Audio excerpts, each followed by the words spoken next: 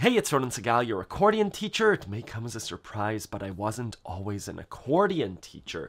I was, and still am, a musician. I enjoy playing music. It's only in the last 5 to 10 years that I've really started to understand what I'm doing and to teach it.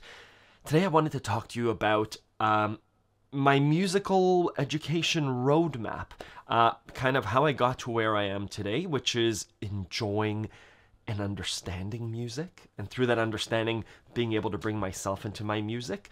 And I wanted to show you a few breakthroughs that I had in my musical education, which is what I'm trying now to explain to my students over on accordionlove.com. A few times a week, I speak to students through video and through email, and the majority of students are trying to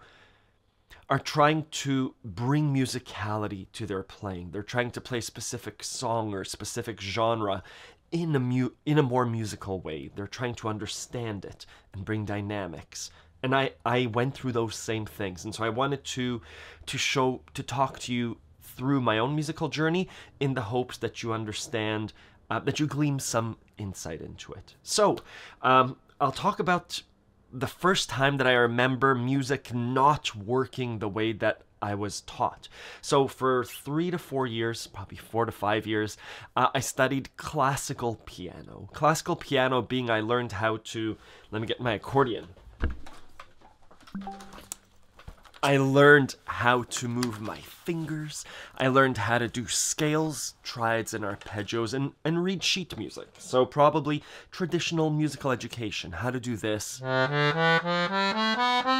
really well, and play triads. The 15 minutes of practice that I recommend that you do. I learned how to do that really well on the piano. And then I cried to my parents that I want to stop taking piano lessons. And the moment I went out to get 2 piano books, 2 song books, things that I wanted to play. One was a Pink Floyd book for the album Dark Side of the Moon. The other was a Radiohead book for the album OK Computer. And I sat down at the piano and I opened up these books, and I know these songs inside and out. I've been listening to them I'd been listening to them for years. And I tried to play them, and I remember this moment.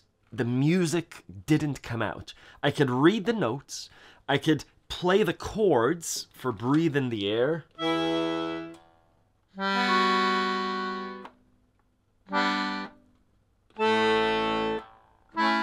And it sounded like that. It didn't sound like the song that I had in my head. I was stuck. I was playing these songs like I was playing the way that I was taught. I'd never had practice playing music. I never understood what I was doing. That was the first hurdle that I had. Up until that point, I could memorize 3 or 4 songs at a time, and if you asked me to play a song, I'd play it, usually by muscle memory and a bit of understanding.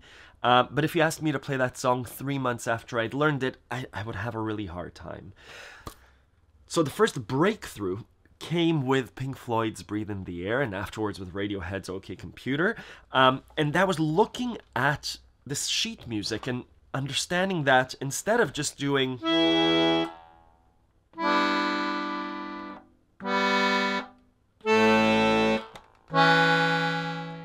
those were 2 chords, E minor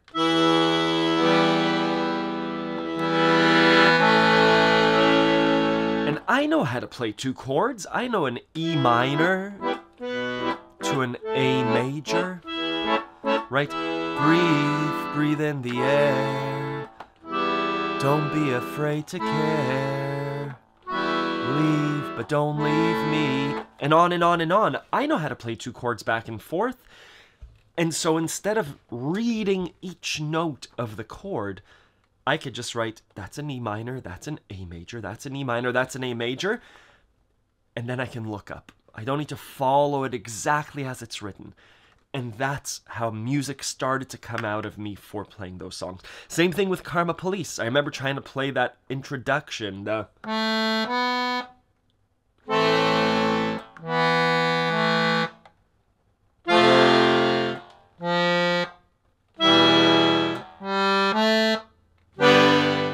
that's not what Radiohead sounds like.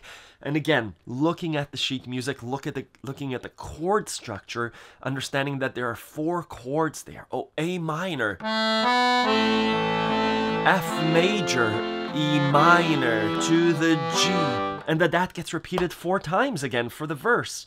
I knew how to do those things. So with that understanding, that initial understanding that songs are written in chords, I could be a bit more musical. Wonderful. With that knowledge, next step in the musical journey, I started to join bands. I started a Pink Floyd cover band, and I joined a wedding band. I joined a rock band on keyboards and other instruments too. And so I would bring, we would play originals too, but we'd have nice sheet music and songbooks, and we'd get to a gig. We got some paid gigs, and I'd have my music stand, and I would put my music there, and the music would be written. And I would always be nervous because I would put the music down and it would fall. And so you get paper clips, but some songs have 2 or 3 pages. And so mid-song, you turn the page and you put your hand back on your instrument. And sometimes the drummer or the bass player would repeat a passage and then they go back to this page or to part B. So music carried with it a fear of losing my page, of losing my spot, with nervousness that there might be wind and the page would get turned, and do I remember the song well enough? So even speaking about it now, there's tension in music. We played our shows. I knew those songs from practicing week after week, but there was always a bit of tension. There's always a bit of nervousness and fear. That's when the next breakthrough came. The next breakthrough was that these songs that we were playing, the rock band, for example, it was a Jewish rock band, those songs that we were playing always had similar chords. Just like Breathe in the Air had the E minor to A, and then a bridge, and then a chorus. These rock songs also, always, if a song was written in C, majority of the time, the other chords in the song would be F and G. C, C, C, C, F, G, C, C, C, C, G, F, C, C, C, C, F, G, C, for example.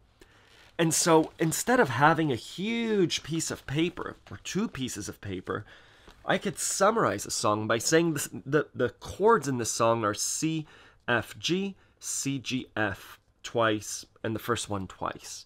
And so instead of having 2 pages per song, on 1 page, I could have our entire set list. This song is these 4 chords. This next song is these 2 chords, and then these 2 chords for the chorus. And what that meant was all I needed to know was how those chords, was the chords to the song, and I can memorize 2 or 3 chords. If I say A minor, D, and E, A minor, D, and E, A minor, D, and E, A minor, D, and E, that's not as difficult as A minor, D, E, and then the next line that happens again. So understanding that songs were written in a repeatable and cohesive, there was logic to the way that songs were written. It was no longer sight-reading chords like I did in Breathe in the Air in the Pink Floyd and Radiohead era, but this was now, rock music. This rock song had these 3 chords, and almost always they were laid out in this pattern, CFG or CGF. This next song had an A minor, D, and E, and sometimes it was A minor, E, sometimes it was A minor, D, E. And so it started to dawn on me that songs were written by chords, and those chords were predictable and had a pattern, had a repeatable pattern usually. So instead of having a song book, I can now get away with a song page. I picked up accordion by this point, so while I was playing accordion, I could have a little cheat sheet right here on top, or cheat sheet in my pocket that said, this is Jingle Bells. This is whatever song that had a specific set of chords. I could write it down in this little spot on a piece of paper, depending on the gig, and if I needed to, I could look down.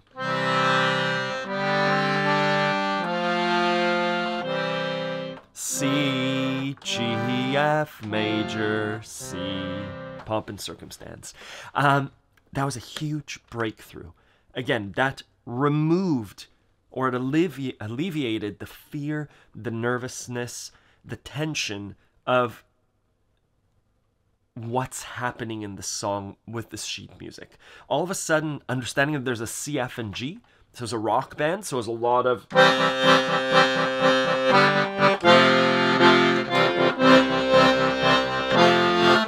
It was a lot of chord work.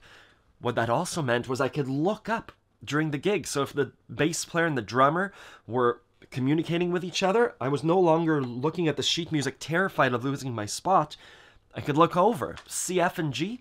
I know those three chords. C, G, F. And I'm looking at the drummer and I'm looking at the audience. And I'm starting to sound more like what music sounds like. I'm no longer playing C. No, that's da, da, da, da, da, da, da. I'm starting to introduce dynamics into my music and starting to look up so the band is starting more like a band. The music that I'm making is starting to sound more like the music I was listening to, like the Radioheads and the Pink Floyd. Not quite at that level, but starting to sound more like myself. The last breakthrough comes with understanding that the melody of those songs is given to us through the chords of the song. I discussed this in much more detail in Accordion Love, in lessons on Accordion Love. The example of pomp and circumstance, da da da da da da, C, G to F to C. Okay, we could play those chords, right? That doesn't sound like pomp and circumstance. I could look up if someone else is playing the melody line. But knowing that the chords are C, G, F, C. The melody, the pa, pa, pa, pa, pa, pa, will contain those notes. From this, song starts in C major. I hope this works. I haven't prepared for this, but C major, G major. Why? Because the notes of the C major are C. There's the first note. G, the notes in G are G, B, and D.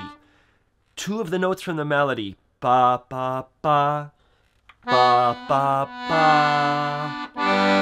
F, my fingers are automatically moving to the F chord. There it is. Ending in C major. So there's the melody.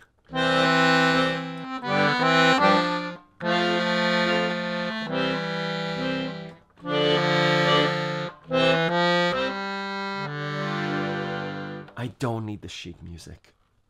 Understanding that songs are made of chords. Understanding that those chords are predictable. C, F, and G happen to be that example. And understanding that the melody is given. I want to say hidden within those chords, but the melody is obviously given in those chords. I now remove the dependence on sheet music. If I know the song in my head, meaning if I've listened to the song 3 to 4 times, it becomes so much easier to pluck that melody from the song using the chords and ear training exercises. And those are the breakthroughs. And with those breakthroughs, again, I can now look up during performance. I can jam with people, understanding that each musical genre, whether it's rock or klezmer, those are the two, or it's a French waltz or a polka, will have their own set of predictable, repeatable chords. Klezmer, I've run multiple workshops on klezmer. You can find it on accordionlove.com. Will almost always have that D major chord or whatever that one chord is, and then go down and back up. Right in that klezmer scale. Or those two chords give us the majority of klezmer songs. Same with rock songs, same with French songs, same with Eastern European songs. The majority of songs follow this methodology. Wherever you are on that musical journey, I try and encourage you to hit one of those points to get your playing more dynamic, to get your playing more, to get more of you into your playing. It almost always starts with understanding what the song is doing, and with my 15 minutes of practice, with understanding chords and their voicings, so you could find those chords easily, and so you could find the melody in the song. That's my, not even a thesis, that's just my methodology of music. And the majority of players that ask me questions on Accordion Love have started by reading sheet music, which is a good thing to do. It's a good thing to be able to read a map when you're hiking, to read a recipe, to understand a song.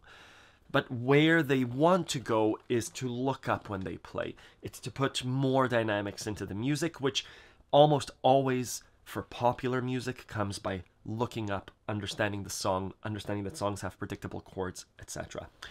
It's how I teach you over on Accordion Love. That's how I teach you songs, whether it's Leonard Cohen or Radiohead or any song. I teach you the song by explaining to you how the song is structured, showing you those repeatable patterns and the chords and how the melody is derived from those chords, as well as giving you the sheet music as well. Let me know if you have any questions. Thank you for watching. Bye-bye.